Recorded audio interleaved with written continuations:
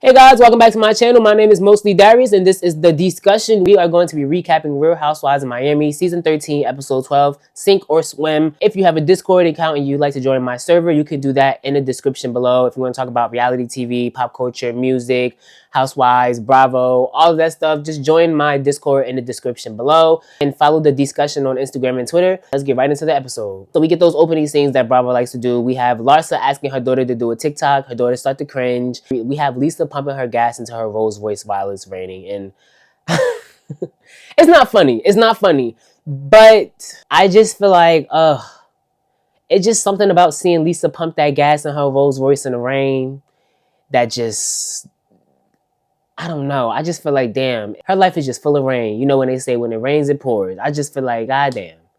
Like Lisa is pumping her gas in the rain by herself. But we get right into the swim week meetings with Julia. She met with the team that she was going to be modeling for swim week. They did like a little fitting. She started reflecting on her life after Martina was diagnosed with cancer and how she stopped everything, including her personal and professional plans to take care of Martina. And honestly, I got to give Julia credit for that. I got to give her props for being, first of all, a good wife, but also being a caretaker. In the same way that Russell is being a caretaker to Gertie, like that type of stuff is not easy. I've had the experience being a caretaker too, so I know how that stuff feels. It's not easy. It's not for the weak, especially when it's somebody that you really love going through something like that and you feel like you can't do anything to help them or they feel like they're helpless or whatever. I really feel for Julia when she said that. I like to see this side of Julia because I forget that she was a model because I'm so used to seeing her with like the animals and stuff. I feel like she's getting back to herself while she's doing this modeling thing. And she looks at it like profit to keep her goats and stuff. I like the fact that they give her the power to do what she feels in the swim show because they said they want her to close it out. But they were also telling her like, you know, be yourself, you know, do your thing. We want you to be Julia. We get into Kiki's scenes for her fittings and her meetings with the swim week team she'll be working with. I love that for Kiki getting a solo scene. Like, you know, she's a friend of, and we don't get that. We got that from Marisol in the last episode, and now we're getting it for Kiki. We get it from Adriana later on in the episode. We'll talk about that, but I like that for Kiki. We got to know a little bit more about her story. I feel like that's kind of what has lacked for Kiki with her storyline is like, who is Kiki really? Like, we know that she's also Haitian, like Gertie, but we don't know much. But she tapped into what her experience was becoming a model at 15 years old, being kicked out of her house by her stepmom and her dad. And she spoke on how her culture looks at people that have skimpy clothes on or showing skin or want to be a model. They look at them basically like porn stars and stuff like that. I like to see that Kiki was, first of all, in her element. She's the natural like this. You could tell the people she was working with were also naturals. Like, they were like, you know, this is how we want this, that's going to be this way, blah, blah, blah, blah. I didn't know that Kiki's debut into the fashion world was during a swim week. So that was really nice to see her talk about that. But I also want to give a side note about how I love how cohesive the show is. Like, right after Julia's fitting, we get into Kiki's fitting. Like, it was a perfect segue right into it. I really do feel like the Miami production, they really value their cast. I know Dr. Nicole said that Married to Medicine and Real Housewives of Miami have the same production team, which ironically enough, they are two of the best shows on Bravo right now. So that makes sense. Maybe some other shows should take notes. But anyways, we get into Gertie and her husband. They go to lunch. Russell gets kind of sad about Gertie because she's been laying around depressed and stuff. And I really kind of, like I just said earlier, I feel him on that. It's really hard to see somebody that you care about in that position. Gertie says she just wants her old life back. She started reflecting on like how she used to be up and running and working. Like, we know Gertie's a wedding planner. Like, she used to be on the go. So to see her, to hear about her just laying around, not really doing anything, watching TV, it has to take a toll on Russell. But she also said that that's just really how she feels. And you know, she just wants to sit in that. She wants to sit in her feelings. I feel like people have a tendency to try to, like, when you're feeling sad, try to take you out of why you're sad. And I get that it's not good to be sad all the time, but sometimes it's necessary to feel those emotions. And I feel like that's what Gertie was trying to tell Russell, even when they started talking about her not wanting to do a third surgery. And I understand that he's really going to encourage her because they are, first of all, they're in a marriage and they have kids. So it's just his job to, you know, I'm not shaming Russell for any of this, but I'm just seeing Gertie's side because we have to put ourselves in her shoes before anybody else because this is her going through this situation. she just is over the whole surgery thing. She doesn't want to have a third, fourth, and fifth surgery. She's not doing a mastectomy, and she doesn't have the capacity for it. And then she also said if the uncle type score is over 25, then she'll have to do chemos, what the doctors were saying. I just feel bad for her. I really have mad respect for Russell, though, because he's stepping up and he's doing what he should be doing for his wife and the mom of his kids. It takes a soldier to do that, so I do want to give him his props for that. After that, we get into Lisa. She's searching for properties to live in with her kids. And I may be wrong. I may be wrong. But something tells me Lisa could have found a place for her and her children to live. But she's so picky because she wants the best of the best. Which I get it. I get it. If you're accustomed to a certain lifestyle, you kind of want to maintain that. So I feel like she's trying to figure out how she can still have a luxury life, which she's gonna have if you're gonna live in Miami and you're gonna be on the Bravo and you're like Lisa's gonna live a life of luxury. She's gonna have to tone it down a little bit. It's not gonna be, wine cellars in the house and electric this, and it's not gonna be what it was when she was with Lenny. But you know what they say, to get more you have to give more, and she was giving her heart to somebody who didn't give a shit about her. She was getting the luxury, but she wasn't getting love. Sadly, they said that it was $5,387 for this house. I'm gonna just say $5 million because that may be the wrong amount. She's still on Lenny's dime even while looking for properties because it's gonna be based on I guess the settlement of with her and Lenny, which is crazy to me because it's just so annoying. She said that he's starting to move the goalposts. She called him a carrot dangler. She said anytime they get into one little fight, everything changes. And I do feel like there's some truth to that. I don't want to be insensitive to what Lisa's going through either because I feel like I may have come off that way just now, but I really am just kind of tired of hearing about it because it's just it's so draining. So I can only imagine how she feels because she's the one going through it. And being in a marriage, let alone a relationship, and let alone having children with a person like that, it's a bit much. I'm just kind of tired of hearing about it. Just like if you guys watch the Real Housewives of Atlanta, I'm tired of hearing about Kenya and Mark. But the difference, Kenya's not dependent on Mark for a damn thing. So that's the only reason that I'm not as tired of hearing about Kenya's relationship is because we kind of knew Mark wasn't shit. Mark and Lenny are both abusers, but the fact that Lisa depends on Lenny makes it harder for me to watch versus me watching Kenya, who doesn't have to depend on Mark for a damn thing. If anything, he would have to depend on her from the way it looks. Because, Kenya seems to be the breadwinner. I don't know that to be 100% sure, but we know Kenya gets money from being on Real Housewives of Atlanta. I don't know how much Mark makes, so I don't want to sit there and act like that's a for sure statement. But I'm saying that to say, their relationships remind me of each other. It's so tiring. It really is. It really is to sit there and watch Lisa go through that stuff about that man and still got to depend on him. I cannot take it. She has her boyfriend there. He's basically explaining the whole thing to the realtor too. And the realtor's like, we got to get this shit on the road. Come on. He going to have to come to a settlement or do something, come to an agreement because this is getting tired. This is getting tired. Everybody got stuff they need to do. Where would you on that one, buddy? And we can move on to the next scene, which was Julia's swim show. She's backstage preparing. She FaceTimed Emma and Martina. I believe it was Emma and Martina she faced. I know she FaceTimed her daughter nonetheless. I don't know if Martina was there, but she did. And she said that her daughter wasn't able to be there because she lived in Paris, which I know that still tugs on Julia's heartstrings because I know she loves her child. And she even wanted more children with Martina, but she had to put that on hold after Martina got diagnosed. So I get that. Nicole arrives and she met Kiki and Gertie. Then Adriana arrives next. And it's so funny because they were kind of talking about Adriana and here she comes. Or unless production does that where they talk about somebody and then they come and they make it seem that way, whatever. They were like, oh, Adriana, is this the walk of shame? And it was so funny, but Nicole got right to it. She gave her a hug. She was like, I don't know if I want to say hi to you right now, but she still gave her a hug and said that they need to settle the situation immediately because Nicole is basically getting dragged for Adriana's messiness. Let's just call it what it is. She's really pissed at Adriana for leaving her in the dark about her agenda for inviting Anna from a few seasons ago to the Mother's Day luncheon or brunch, whatever you want to call it. She feels the type of way because Alexia and Marisol are really trying to drag this and take this through the mud. So while she's telling this to Adriana, Adriana's sipping her cocktail. She's like, because she knows she's guilty. She looked a little bit unfazed, but then she apologized about her trying to stir the pot. So I can respect Adriana for that. Thank you for apologizing and admitting your wrongdoing because it was getting tired to see them keep trying to double team Nicole for some shit that she may not have been completely innocent. She definitely was not as guilty as you were for inviting Anna. So Kiki is like, oh, so Nicole really didn't know. Adriana, you need to really make sure you clear this up because, yeah, like one thing we could count on Kiki for is some clarity and some, how do I describe Kiki? Like, she's that person that's gonna say it. Like how Garcelle just says it. Like, yeah, like, let's stop beating around the bush. You gonna have to go and tell them girls that you the reason that Anna came to that brunch and you was trying to stir some shit up. Love that for Kiki. Thanks, Kiki. So, boom. Right after that, Alexia arrives with Marisol. Of course, they have to arrive everywhere together.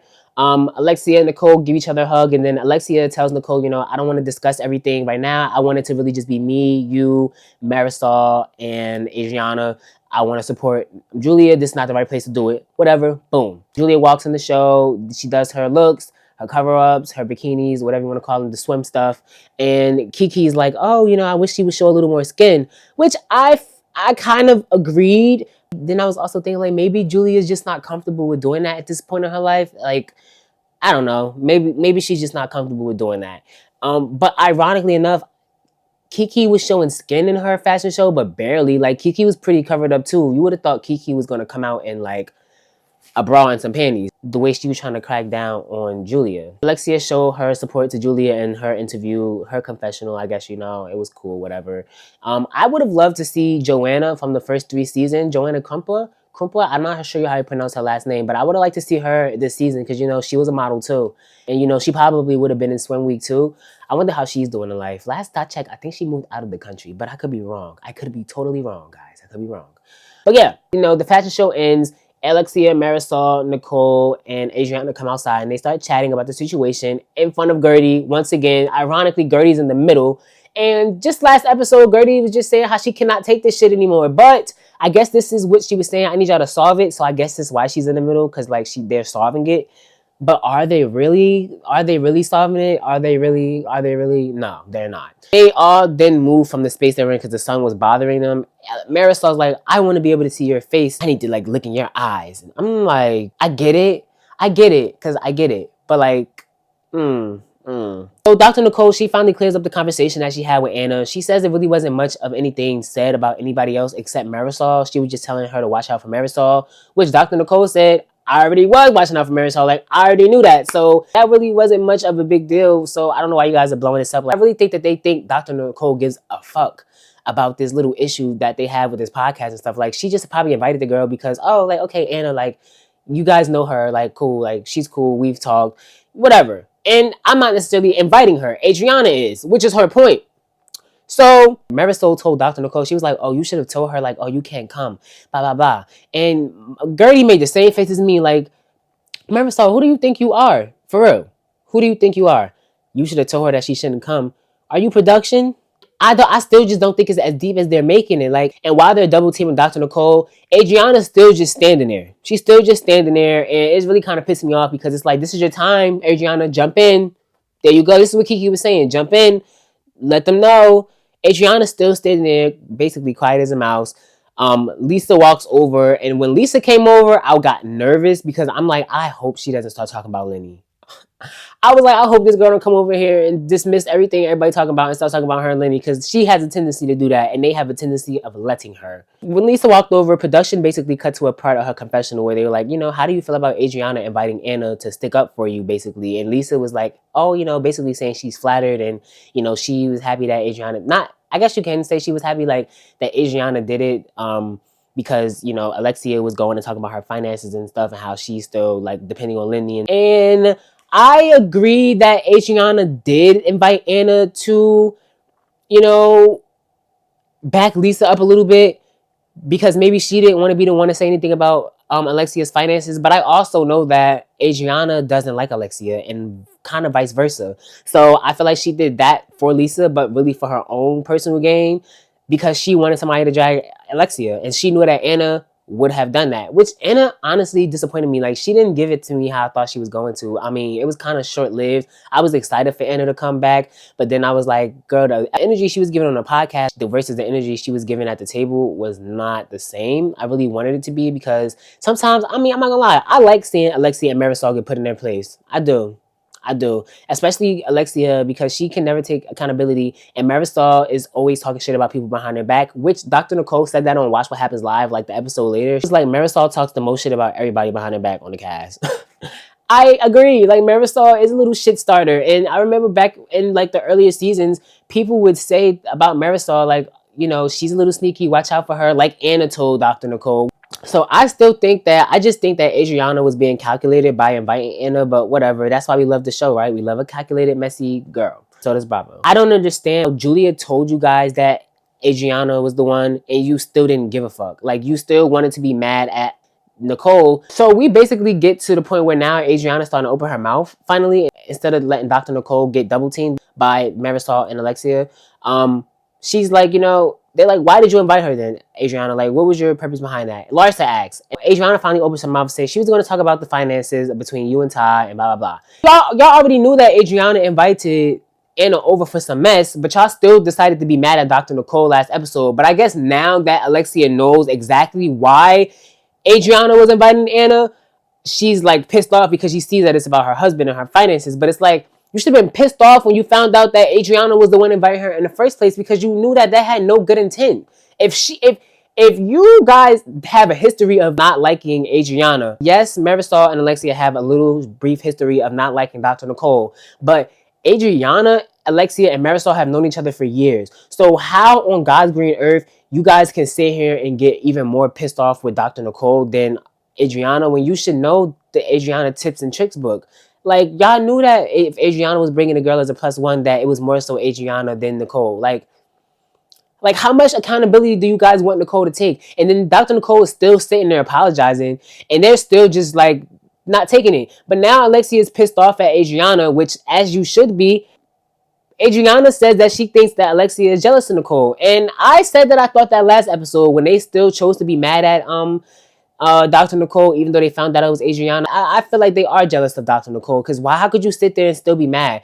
Adriana was like, she has a real career in houses that aren't rented, and she's a real Barbie. And I think that Alexia knows how far to push it, because Dr. Nicole is a fan favorite. Just how far Giselle knows how to push it, because Karen is a fan favorite. Like, everybody knows every franchise has a fan favorite, so they kind of like bow. Like, the girls that try to be the main girl back down when they see it's a girl that the fans really like. They try to pipe that down real quick. And I do feel like Alexia may be a little jealous of Dr. Nicole. I do feel like that. I do. They move on, because I still don't think that Alexia fully grasped the concept and the situation of, you know, everything. And maybe she did, and that's probably why they went straight home after Kiki's swim show, which we'll get to in a minute. But I feel like Alexia is not done with Adriana, and we know she's not, based on the preview we see for the next episode to come. We get to Kiki's fashion show. Kiki, like I said earlier with Julia's fashion show, she was just as covered up as Julia, damn near. She didn't really show as much skin as I thought she was going to show.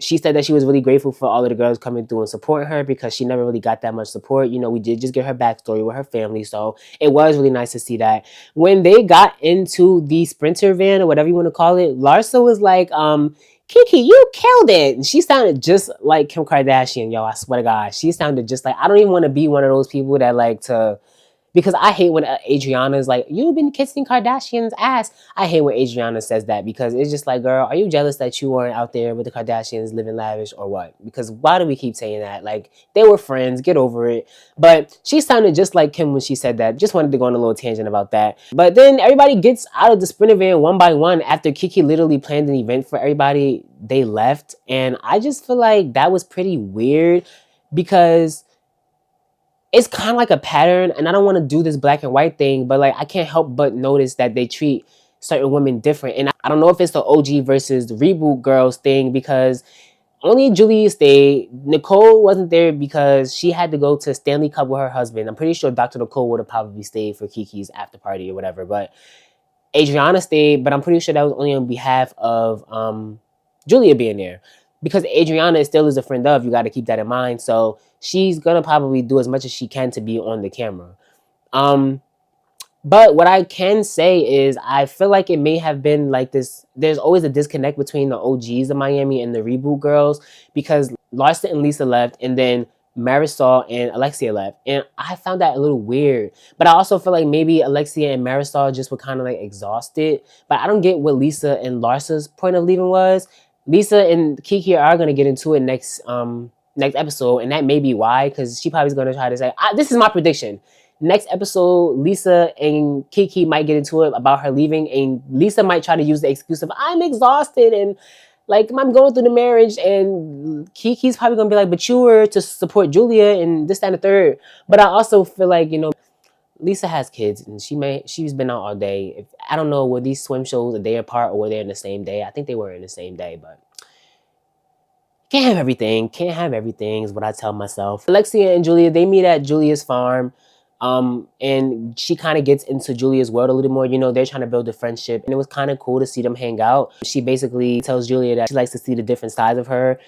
She gives her like all her praise, which is kind of what I said earlier. Like, I'd like to see duality in my housewives. So I like the fact that Julia is a farm girl by day, model by night. Well, used to be a model, but you guys get what I'm saying. So Julia got candid with Alexia about Martina's surgery diagnosis, and how she stopped doing everything, getting back to herself. And I feel like, Alexia was really hearing her out, and they were just, chopping it up real quick, having a heart-to-heart. Alexia pops off the, girls trip introduction question from Mexico City. You know how the girls do when they about to invite all of the other wives on the show. Like, I want to plan this trip to such and such. That's like, Housewives formula. We love it. She also says she wants to take Gertie on a vacation to get a portion of a saint. Let me look that up.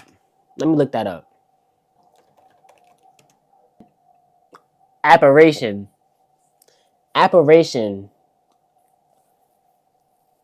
So what is it for? I don't really know much about that. I'm assuming it's some sort of like prayer or something like that. But she said that she took Frankie there to get that when he got into his accident. And although I can't stand Alexia, I do, when she starts talking about Frankie, the human starts showing in her, which I love, because it can really make you sometimes forget about her nasty ass attitude and, show that she does go through things like everybody else. She started basically opening up to Julia about how she felt about when Frankie got to his accident. They kind of bond over, having things happen to her loved ones. She also said she doesn't want to be like on the beach and stuff. She wants to do like a city for the first time because they're always on the beach, which I found that to be interesting. I would love a change of scenery for Miami. It would be nice to see them go somewhere else. Like, that's like different. We get to Larsa and Marcus filming their podcast. Whatever, y'all. I don't really mind Larsa, but I really don't care if she was to get off of the show either. Like, it's cool with or without her. Alexia FaceTimed Larsa to invite her to Mexico City. Larsa suggested a tequila tasting, and the music kind of changed from production. I don't know if that's because is there such thing as a tequila tasting? I don't know. You guys let me know in the comments. I thought you could only go wine tasting. I've never been to either or, so who knows? I don't. They end the call. Larsa and Marcus are trying to sell their relationship to us. They have a podcast called Separation Anxiety. And I didn't know that they were 16 years apart. I had no idea that they were 16 years apart. But if it works for them, then hey, like whatever. They both say they don't think people would care about the age separation had it been the other way around. Like if he was 16 years older than her. But I don't know if I agree with that at this day and age. Like everybody looks at age gaps a little weird. But I kind of guess when you're like grown, nobody cares.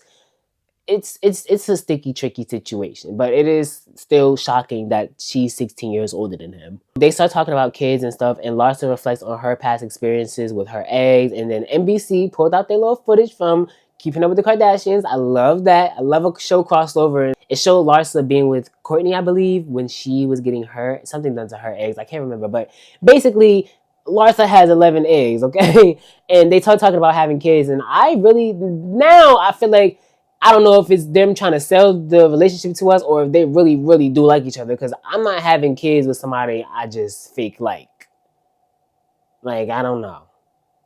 But maybe, I don't know. Celebrities do a lot of things for business arrangements. I don't know. We then skip to Gertie's family scene. Gertie's playing cards with her son Liam and her husband Russell, and Alexia calls to invite her to the trip. You could tell Liam, like when he was hearing Alexia, I don't know if maybe production made it seem this way, when Alexia was like, it's good that you guys are spending time with her. Like Liam was kind of shaking his head in awkwardness because he probably was feeling uncomfortable. Because when people say stuff like that, you kind of can't help but to remember that, I do need to spend time with this person because they are going through such and such. So I kind of feel like that's why he may have been shaking his head a little like that. Alexia kind of just gave her family props. She said it's important to be around people that really love her. So I appreciated that from Alexia because I will say, I feel like Alexia is trying to step up a little bit more for Gertie, especially when she was going back and forth in the episode with Lisa and stuff. And she was like, y'all, I'm going through something. If y'all want to have petty arguments, then go ahead and do that. But I have to get a surgery tomorrow. And I feel like ever since maybe that moment, Alexia has been trying to step up on her game to like make sure she's being a good friend to Gertie. So I'll take it. I'll take it. So we finally get to Adriana's scene. She meets with Emilio Estefan and her vocal coach. She has a new song that they're working on. It's in Spanglish. I actually thought the song sounded good.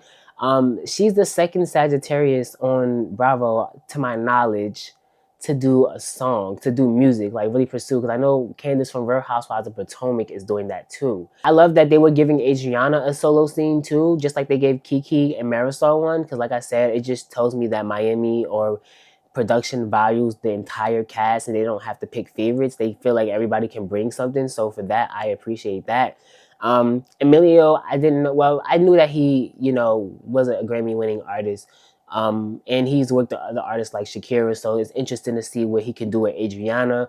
I like to see her in her element while she's doing her studio stuff. She tells him that she's going to Mexico and he asks if she'll be singing. And I found it funny because, well, we get to see that Adriana will be able to go and do her thing in Mexico, but I also was like, is Alexia going to try to like be spiteful to Adriana and say, oh, we're not doing that. That's not on my itinerary for my Miami trip. I was wondering if she was going to do that. I really was. We get to the 1 week later scene cut. Seems like Adriana's really going to be performing. Larsa yells in Alexia's face. I think it was Alexia. And Kiki throws something at Lisa. I seen this coming. Like I told you guys earlier, I kind of seen this coming with them two. Like, Kiki's kind of getting fed the fuck up with Lisa. While I'm filming this, they're probably filming the reunion today. I did watch What Happens live on Bravo last night with Dr. Nicole, Andy, and Erica from Beverly Hills. They asked the fans the question, do you guys still feel like Nicole is being unfairly blamed for the whole situation with Anna and Adriana and all the stuff? And Nicole still feels like she's being blamed unfairly, like to this day as I film. Nicole says that she blames Alexia for comparing lifestyles the most, which is interesting to me because I just said that I think that Alexia is jealous. Well, Adriana said it and I agreed because that's what I thought last episode. But it's just very interesting. I like Real Housewives of Miami. They've really been doing their thing. I did just do a recap to Real Housewives of Beverly Hills and Married to Medicine. So if you like those shows, you guys can go check those out too. Tell me what you guys think about this in the comments. What do you think is going to happen next episode? And follow the discussion on Instagram and Twitter. And if you like to talk about reality TV, you can join my Discord server in the description below. I will see you guys next time. Thank you for watching and make sure you like, comment, share, and subscribe. We're trying to get to 500 subscribers in 3 to 4 months. That's my goal. So help me out with that and I'll see you guys in the next one.